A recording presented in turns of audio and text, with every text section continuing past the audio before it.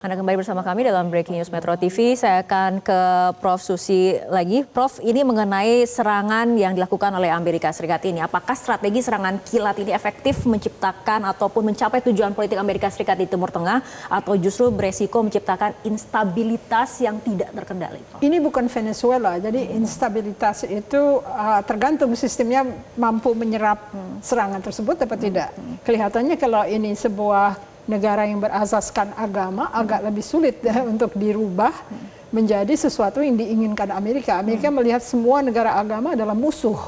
Tapi sebetulnya diskursus itu datangnya dari Zionis, bukan dari Amerika. Kalau Amerika sendiri, mereka orang gereja kok.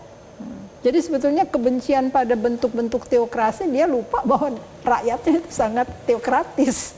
Amerika ya, gereja-gereja penuh sampai kayak lapangan sepak bola aja bisa untuk misa ya. Kalau kita lihat Joe Austin dan sebagainya. Jadi kalau misalnya dibilang apakah efektif atau tidak, Amerika sudah terbiasa untuk blender, nggak mengerti sistem lain dan dia nggak mau tahu dan nggak mau kenal.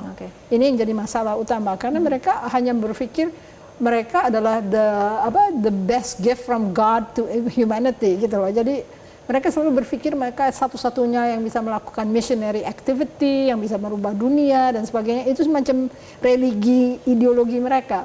Tetapi setelah kebanyakan establishment defense itu adalah orang-orang pro-Zionis, seperti Wolfowitz dan kawan-kawan yang ada di sekitar Dick Cheney, Amerika lebih cenderung untuk membantu hal-hal yang tidak masuk akal. Mereka sendiri sudah sering blunder, tapi lebih blunder lagi kalau mereka didrive oleh negara asing yang sekarang warga negara Amerika mulai sadar bahwa sebetulnya Amerika tidak harus demikian karena memiskinkan. Ya.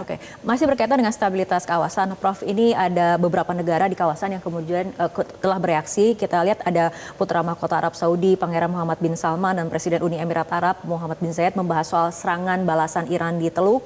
Kemudian ada otoritas Irak yang mengecam serangan Amerika ke Iran dan memperingatkan bahwa Irak tidak mau terseret ke dalam konflik. Perdana Menteri Lebanon Nawaf Salam juga menolak terseret ke dalam perang. Kemudian Qatar mengecam serangan rudal Iran di wilayahnya. Doha memperingatkan mereka berhak sepenuhnya menanggapi serangan tersebut. Apabila kita lihat sikap dari Yordania mendesak deeskalasi sambil memperingatkan akan membela kepentingan nasionalnya dengan segenap kekuatan. Membaca berbagai respon yang mungkin berbeda-beda juga, ini apa yang akan terjadi di kawasan, Prof? Kalau saya bilang yang tidak disebutkan adalah animosity antara agama, Sunni yang asli Saudi Arabia akan berpikir berbeda dengan masyarakat yang kebanyakan rakyatnya Syiah, seperti Qatar, seperti negara-negara Teluk itu, karena rakyatnya Syiah, hanya pemimpinnya Sunni. Lalu yang berikutnya adalah mereka juga tidak ingin Israel Raya itu terbentuk. Mereka sudah mulai paham bahwa apa yang dilakukan Israel itu sebetulnya ingin menguasai Timur Tengah. Jadi apakah mereka sudah sampai pada kesadaran itu? Kita lihat saja kalau mereka mencoba berdiplomasi, terutama Jordania yang akan diambil. Sekarang Lebanon udah mulai diserang kan? Biasanya nggak menyerang Beirut, sekarang Beirut yang diserang oleh Israel. Tentunya mereka punya kesadaran bahwa ini bangsa tidak benar gitu loh ya. Zionis ini harus cepat-cepat diperlakukan sebagai musuh, dan Netanyahu sudah melarikan diri. Jadi kemungkinan solusi dari diplomasi harapan saya bisa memperkecil, ditambah kondisi di mana Donald Trump sendiri kan secara hibrid ya melakukan random act yang kadang-kadang kita nggak bisa tahu apa yang akan dilakukan berikutnya. Jadi karena dia tidak bisa dipegang konsistensinya, mungkin itu adalah solusi juga. Oke, baik. Kita bergeser lagi ke ekonomi, Pak Rizal. Ini masih mengenai jalur strategis Selat Hormuz yang kemudian memang ini sepertinya menjadi kartu truf yang dimiliki oleh Iran. Ini artinya dampak konflik terhadap inflasi dan stabilitas ekonomi negara. Kalau tadi kan negara-negara kawasan, ini negara-negara pengimpor minyak. Ini akan seperti apa? Iya, kalau eksportir, dikatakan eksportir dulu ya, ketika harga minyak naik, ya mereka kan pasti akan untung dong. Gitu, hanya saja kan praksis kinerja ekonominya secara real terhambat kan gitu ya. Jadi bagi negara net eksportir seperti Oman, Kuwait, Uni Emirat gitu ya, ya itu diuntungkan dengan harga naik. Tetapi bagi net importir seperti Indonesia bagaimana gitu ya, pasti tentu akan berdampak terhadap pertama harga energi, udah pasti ya. Kalau bicara harga energi, ya terutama transmisinya dari inflation imported, ya, karena mengimpor energi ke negaranya ya, termasuk Indonesia, yang tadinya 70 US dollar per barrel tiba-tiba jadi 78 US dollar per barrel, kan jadi naik. Dan tentu itu akan mempengaruhi terhadap apa? Terhadap barang-barang yang ada di negara itu. Ya. Dan ini tentu akan mendorong apa? Harga-harga barang-barang itu yang kemudian inflasi. Nah, kalau bicara inflasi, maka yang mana yang akan transmisinya yang paling awal ya? Pasti biaya transportasi, logistik, ya, kemudian apalagi misalnya antar wilayah, antar provinsi itu akan semakin naik lagi. Apalagi misalnya ya sekarang di bulan Ramadan menuju Lebaran, ya volatilitas food kan, bahkan inflasi laporan terakhir ya kan cukup besar ya, cukup tinggi lah gitu ya. Dan ini akan menambah gitu ya besaran dari angka inflasi itu. Kalau bicara inflasi, maka tentu akan menggerogoti kualitas pertumbuhan. Kalau sudah inflasi lagi, maka lagi-lagi akan berpengaruh terhadap daya beli masyarakat, apalagi di tengah permintaan atau juga daya beli masyarakat sedang melemah.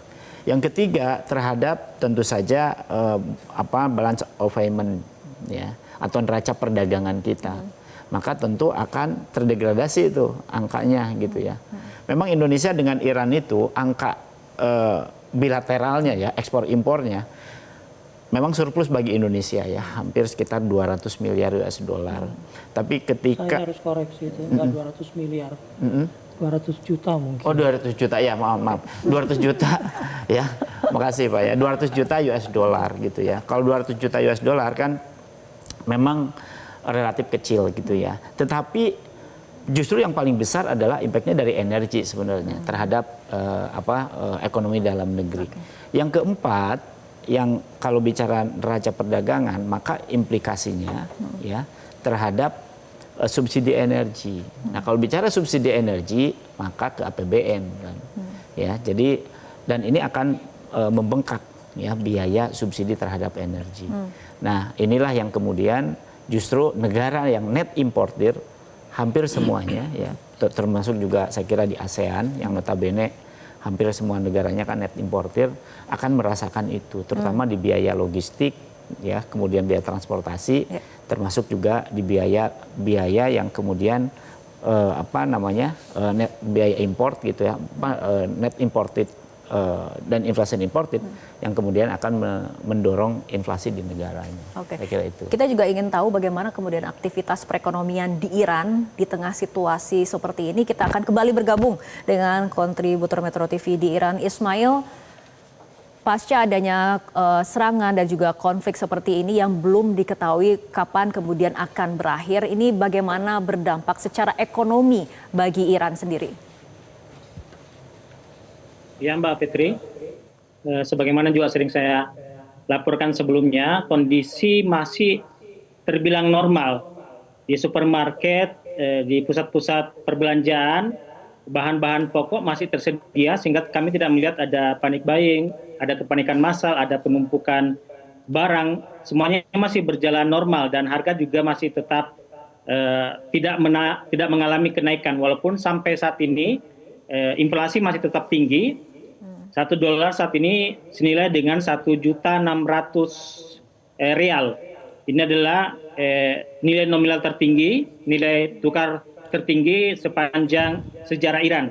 Namun karena Iran memang masyarakat Iran tidak menggantungkan diri pada dolar, mereka menggunakan sistem ekonomi sendiri dan juga memang masyarakat Iran meskipun di bulan Ramadan tidak sebagaimana kita di Indonesia di bulan Ramadan kadang ada peningkatan konsumsi, di Iran masih tetap biasa saja karena memang mereka membeli roti dan itu juga dengan harga yang sangat terjangkau, subsidi dari pemerintah juga begitu sangat besar dan juga ada bantuan tunai langsung dari pemerintah dengan langsung disalurkan kepada rekening-rekening. Kupon-kupon belanja juga banyak dibagikan kepada masyarakat yang rentan sehingga kami melihat tidak ada perubahan signifikan atau hal yang dikatakan membuat ekonomi masyarakat kecil menjadi semakin sulit. Mereka tetap masih berbelanja sebagaimana biasanya. Baik, Ismail Amin, terima kasih atas laporan Anda langsung dari Iran. Kita akan kembali menyoroti kondisi di Iran ke Pak Dian. Ini mungkin dari sisi militernya. Ini ada pernyataan dari Garda Revolusi Iran yang menjanjikan operasi paling ganas sebagai balasan. Menurut Anda sendiri, sebetulnya sejauh mana Iran ini mampu memobilisasi kekuatan militernya? Karena kita ketahui bersama bagaimana kemudian banyak fasilitas-fasilitas militer di Iran yang kemudian hancur akibat serangan Amerika. Terima kasih. Kalau dikatakan fasilitas militer Iran hancur, saya kira tidak semudah itu mengambil kesimpulan. Itu.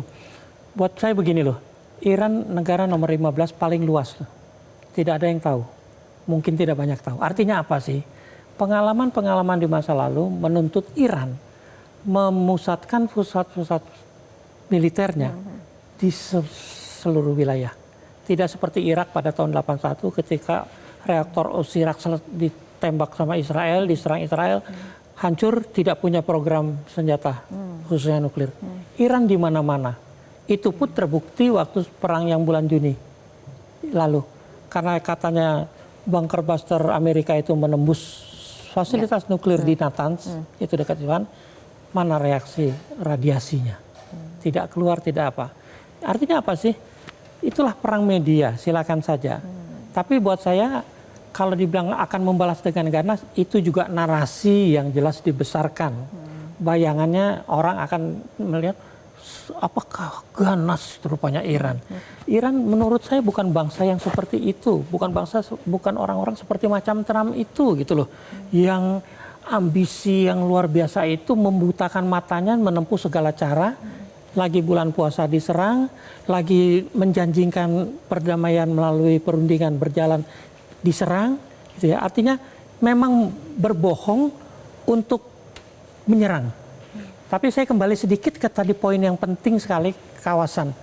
Buat saya Iran menyerang, membalas serangan Amerika karena serangan itu ditunjang oleh serangan dari pangkalan militer di negara itu. Negara-negara di Teluk sudah memauai dari awal ketika mereka membangun persetujuan untuk mengizinkan Amerika punya land.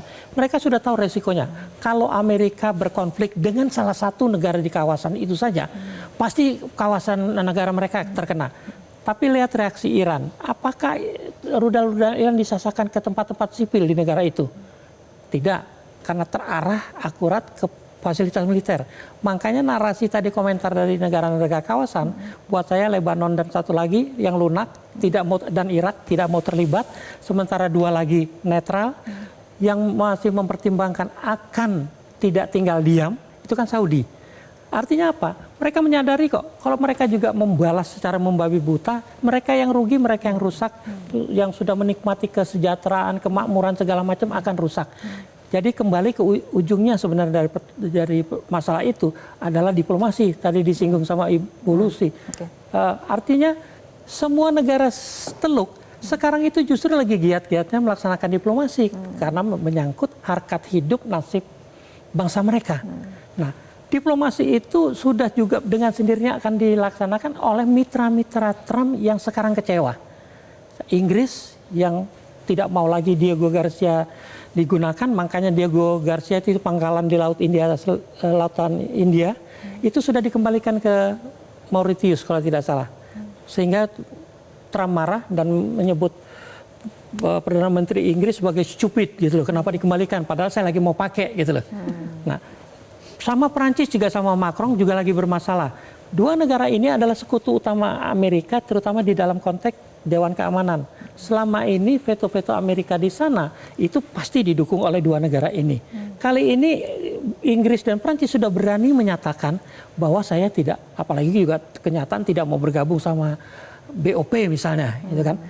Amerika sendiri sudah waktunya diplomat-diplomat apalagi penasehatnya mempertimbangkan hal ini, membuka matanya Presiden Trump untuk ya sudah ambisi pribadi tolong jangan dikesampingkan, jangan dijadikan atas nama Amerika gitu loh. Oke, baik. Bapak-bapak dan juga Prof. Susi, kita akan lanjutkan kembali perbincangan, tapi kita ikuti jeda berikut terlebih dahulu.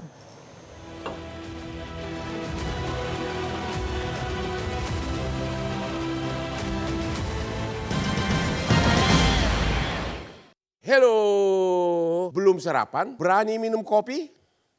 Jelajahi cara baru mendapatkan informasi. Download Metro TV Extend sekarang.